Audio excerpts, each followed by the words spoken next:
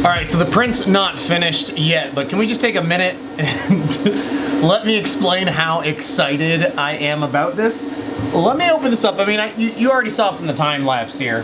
There's about an hour left on this print, and it is a full-size mask that I'm gonna be able to wear that's done in one piece on a resin 3D printer. There should be very minimal cleanup that I need to do. It's gonna be a matter of cleaning up where the supports were attached, sanding those smooth, maybe filling some small holes, doing some really light sanding.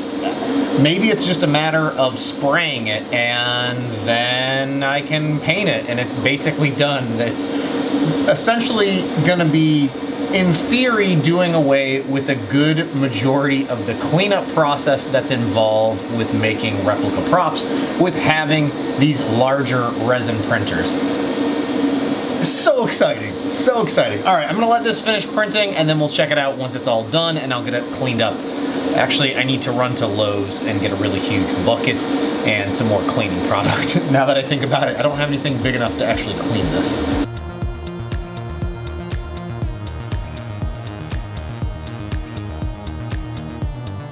Well, I had full intentions on finishing that mask before I left for New York Comic Con, but as you can see, I'm already here at Comic Con. It's day one of the show.